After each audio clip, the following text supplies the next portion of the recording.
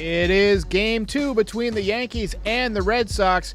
Aaron Judge continues his pursuit of history, and the Yankees are looking for 5 straight wins behind Gerrit Cole. My recap and your reactions coming up next.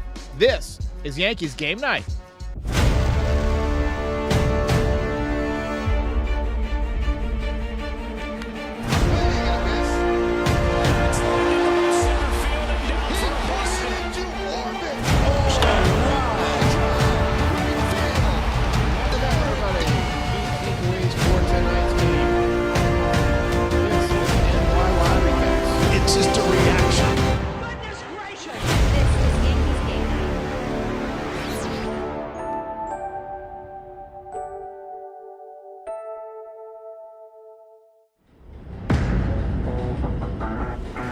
Right. Well, that's 5 straight. 5 straight wins. How's it going, everybody? Frankie Baseball, one of my collaborators on this channel, had the tweet of the night. The tweet of the night. He said he's seen his family more, or he's seen Roger Maris's family more than he'd seen his own family. I thought that was pretty funny. Nice job by Frankie Baseball. So we continue to wait on home run number 61, but at least it did not happen on Apple TV. We'll get to Apple TV in a second. Tonight, I kind of want to start with Gerrit Cole. He began the night 13 strikeouts short of the Yankees record, and he struck out 8 tonight, so he's closing in on Ron Guidry. But I don't really care about that. It was another tough night for the long ball. 31 home runs allowed now for Gerrit Cole this season. That ties a career high from when he was with Pittsburgh. And, you know, Gerrit Cole, according to Aaron Boone, is going to be your game 1 starter in the playoffs. And I just don't think he's pitched like a game 1 type of guy this year. He's got the highest salary on the team. I get it. But the guy just gives up too many home runs for a number 1 pitcher. And tonight, he felt like he made a good pitch, but the umpire didn't give it to him. So he lost focus and gave up a game-tying 3-run home run. And it happens too often with him.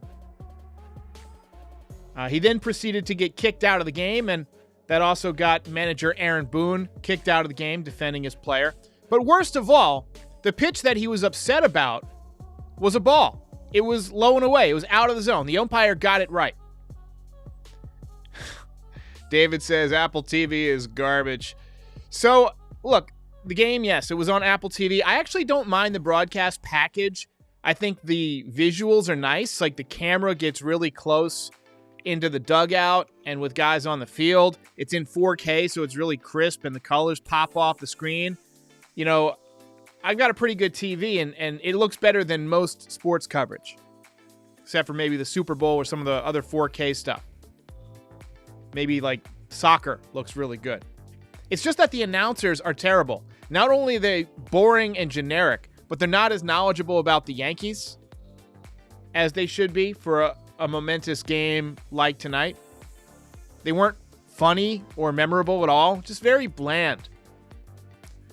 But yeah, Gerrit Cole had a very typical Gerrit Cole first inning. Struck out the first 2 hitters and then home run to Tommy Pham. I mean, you can't make this stuff up. You can't make this stuff up. He did settle down after that. Some of the nastiest stuff we've seen from him tonight. Good sharp breaking this year. Good sharp breaking ball. He was spotting the fastball pretty well, but once he has adversity, things seem to crumble. And I'm tired of hearing one bad pitch, because it's always one bad pitch. You got to make less bad pitches. Don't make any bad pitches, especially not in big spots. You make a bad pitch to Tommy Pham to give up a solo home run in the first inning. I can live with that. I mean, this is a porch job. I can live with it. But a 3-run tater to evaporate a lead, not good enough. Aaron Hicks hit a milestone home run tonight. Nice job by him. That ball is high. It is far. It is gone. Number 100 for his career. Glad one of the Aarons can hit home runs anyway.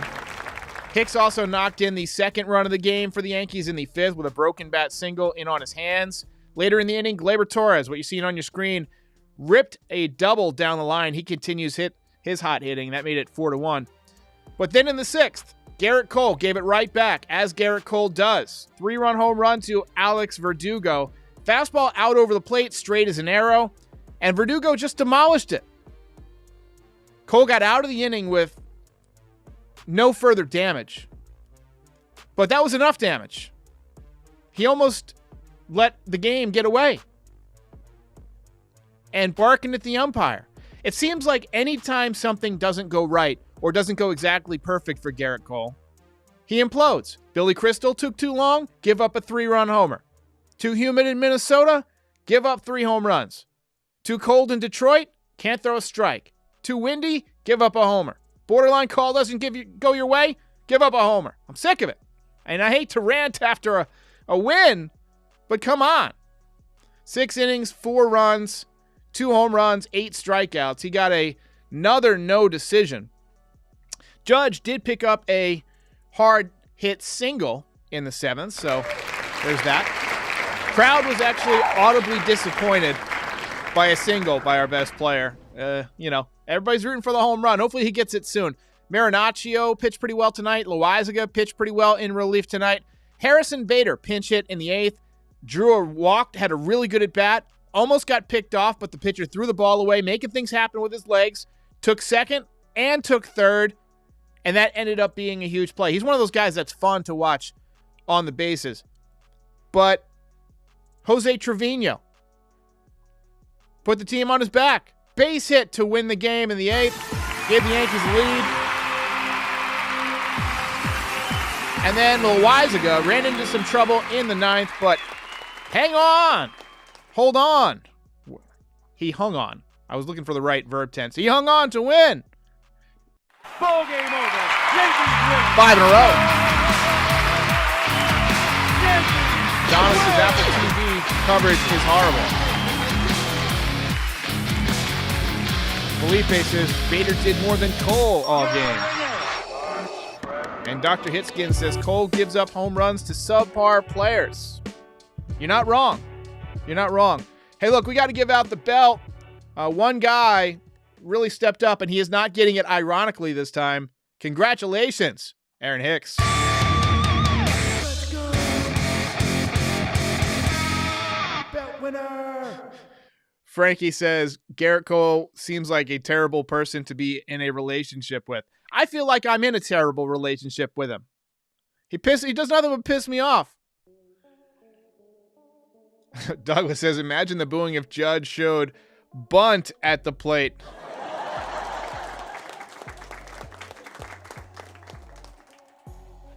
Burger Swang says, who will get more, Judge home runs hit or Garrett Cole allowing home runs? So Garrett Cole's allowed half as many home runs as essentially Aaron Judge has hit. He won more than half. So he's allowed 31 home runs. Judge has hit 60. And he's done it in, what's that, about 29 starts maybe? So that's like one a game, essentially. That's not good. More than one a game. Shane Gilbert says Apple TV should get the belt. Regular broadcast feels like I'm watching Man versus Food. Not sure I get that one. Robert Herrick says you could see it coming when Cole walked the batter before the homer. He always seems to get in a similar situation every game. They need to pull him before it happens. Look, that's exactly what I was saying. It's always something. Something goes wrong, and it's never his fault, right? It's always some bad pitch, or it's too windy, or first pitch of the game, the ceremonial first pitch took too long. I'm sick of it. Too many excuses. All right, let's go to the box score here. Yankees get their 92nd win of the season. And 58 losses on the year, so climbing well over 30 games over 500. Judge, 1 for 4 tonight with a single, couple of strikeouts. Rich Hill, I think a tough matchup for him because he's a veteran and he's Not a hard thrower, so he was kind of mixing and matching. I think Judge will get it soon. It's only a matter of time. He's too good. And once he does, he'll probably go on another rampage because the pressure will be off. You know, maybe it might take him a little bit longer to get 62, but once he gets 62, it's going to be 63, 64, 65, 66. He's going to end up with a nice chunk. Lori C says, thanks for the great content. Appreciate that, Lori C. Thank you for being such a great mod. James G says, Cole is a 3 true outcomes pitcher. That's interesting. Torres, 1 for 3 with a couple of RBIs. He deserves some consideration for the belt. Big hit. Donaldson, 0 for 4 tonight. Made a couple of nice plays, couple of nice throws in particular at third base. Oswaldo Cabrera had a base hit. He fought it off. It was a good at bat. You know, he always has competitive at bats. I think he's only going to get better with time. He's shown some pop. You know, his home runs have been 400 plus. You know, he doesn't drive you nuts with the exit velocity. He's not a guy who's going to barrel it up a ton, but he's a pretty competitive at bat, and you like to see it. Looks like we got another dono here from Ronnie. Says, goodness, Apple TV coverage is horrible. Glad tonight was its last coverage of the season.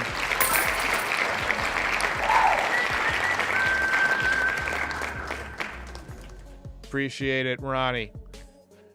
All right, so Kiner Falefa had a base hit and scored a run, and Aaron Hicks with 2 hits tonight. Got the average up to 219. I didn't think that Hicks would be hitting higher than Stanton batting average-wise, but Hicks is hitting 219, Stanton's hitting 212, but the OPS is really where the difference is. Stanton, 756, still low for him. But let's take a look at the pitching. So Garrett Cole was the story, obviously. 4 earned runs, 2 walks, 8 strikeouts. Through 103 pitches, 62 strikes. So about a 60-40 ratio. ERA for the season's up to 3.5. So, I mean, look, there have been pitchers with higher ERAs and stuff to start game 1 of the playoffs, but that's really not that great. 3.5 ERA for $36 million and the home runs to boot. I get it. He's got amazing stuff, and he's going to get a lot of strikeouts. He needs to give up less home runs. It's that simple. Orlando says Cole was giving up home runs like Halloween candy. And great line from Douglas Rouse says $36 million per season buys a lot when you're making that much, but the one thing you're not allowed to buy is excuses. 100%. Junior Caroma says Glaber has been phenomenal. He's really turned it on. He's hitting over 300 in September. He's getting big hits with runners in scoring position. Gotta love it. Sam Chrisley says Bader doesn't need another day off from here on out. You know, I don't blame them for not starting him tonight because, you know, he's coming back from a foot injury. You don't want to play him too many games in a row. You want to let him ease back in. I do think he'll get another game off at some point, probably after the Yankees clinch. But I think he's been phenomenal. I'm loving what I'm seeing from him on the bases. I like his approach at the plate. He's another guy who has competitive at-bats, takes close pitches, spits on close pitches. That's important. And I think he's going to have a little bit of pop. He swings hard. Raleigh says Darth Bader is fast. Yadiel says, hey, Derek, how do you like Bader in 2023? I would like Benny in left, Judge in right, Bader in center, put Oswaldo at third, no more Donaldson, and hit Bader leadoff. I don't know about Bader leadoff, maybe. I do think that having some contact guys in the bottom half of the order is good. Now, maybe IKF is that guy, but if he's out of the lineup next year and becomes more of a utility guy, I think Bader would slot nicely in that 6 or 7 spot. Because if you get Stanton up or somebody in the middle of the order, Rizzo, hits a double, you want somebody who can make contact further down, who's not going to get pitched around, might be a bad ball hitter, can beat the shift. So I like having him, in the middle bottom, like 6, 7. I wouldn't go 8 or 9 with him. But I wouldn't be opposed to leadoff. I don't know if his on-base percentage is high enough to be a leadoff hitter. And again, the Yankees like to hit Judge leadoff. I'm assuming he'll be here. That might continue. Justin Infante says, if Gleyber finishes the season strong, do you think it will increase his trade value? I do. So he's already having, at large, one of the best seasons for a second baseman in the American League. However, that comes with a couple of negatives. He's prone to defensive lapses. He's prone to hustle lapses, and that doesn't fly everywhere. Also, he can get into stretches where he doesn't hit at all for a long time. I mean, he went like 2 for August, essentially. And he gets into home run pull mode. Also, he gets a lot of his home runs just over that right field wall at Yankee Stadium. A lot of his power is about, 350 feet towards straightaway right field. And he'll pick up, probably 6 or 7 home runs a year that way. That doesn't happen everywhere. So he would need to go to a stadium that's conducive to his hitting style.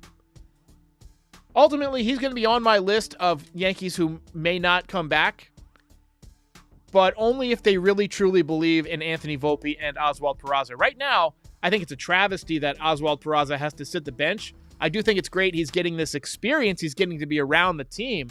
Wish they would have called up Volpe if that's all they're doing. Let him sit on the bench. Maybe they will when they're done playing. But, I would love to see Peraza get more opportunities next year. To me, he looks slick on defense. He's got a contact bat. He's got more pop than IKF. I think IKF slots well at the third base position. And I think Oswaldo Cabrera is great at that utility position. I mean, how many times do we see guys have to come out of the game or have to miss two days here, 2 days there? It's really valuable to have that guy who can play all over the field. He can give the outfielders a night off, and you're not losing any defense. He's a switch hitter, and he's got power. I think he's a really underrated asset. So he'll definitely be on the team. Alex Valerio gifted a membership. Appreciate that.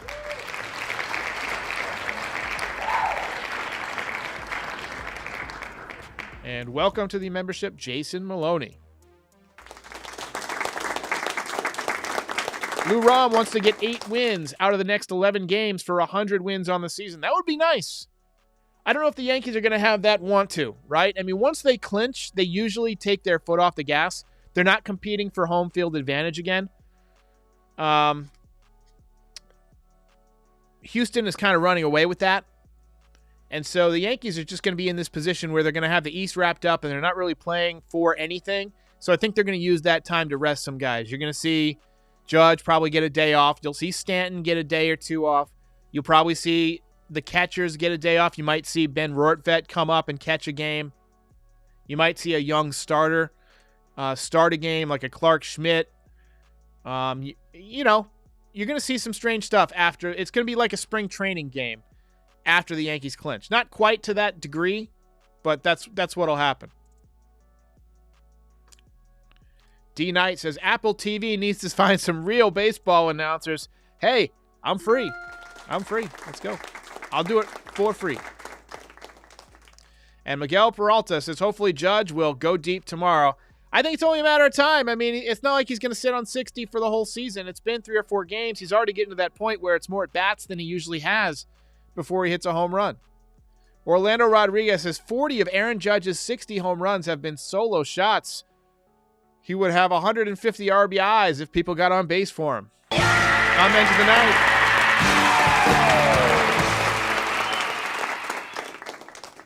Matt Lamia says, the announcers made a lot of mistakes. I think they said the score was 7-7 in the 7th.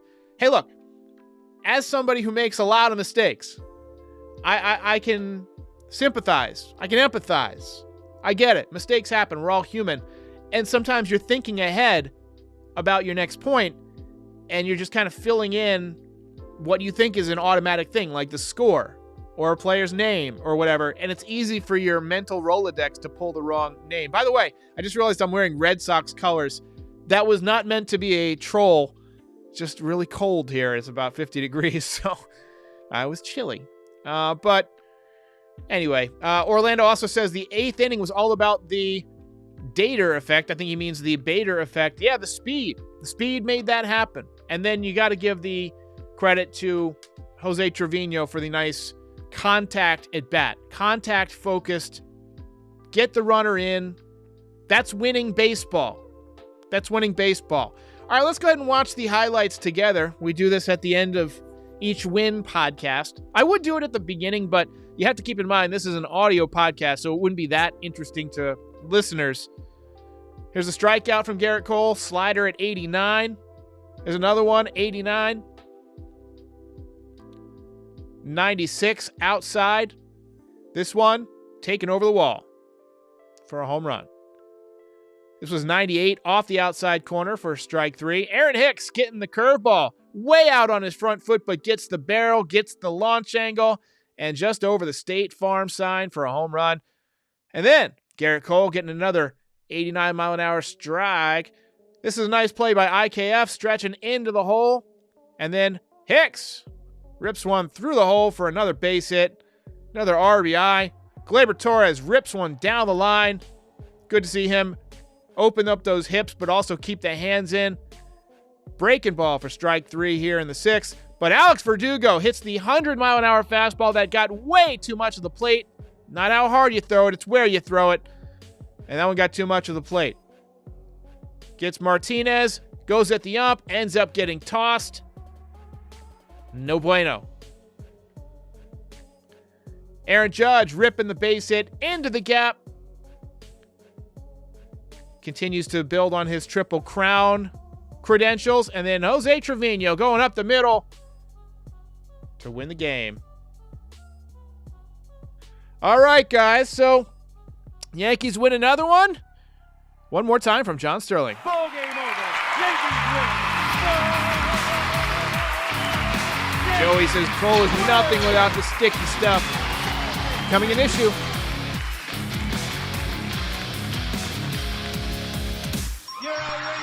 Rouse says, it's a shame Judge can't face Cole. He'd have 72 home runs by now. Yeah, if Aaron Judge signs with the Red Sox, watch out. Watch out. All right, guys, I will see you next time. Yankees play tomorrow, and hopefully Aaron Judge will match Maris.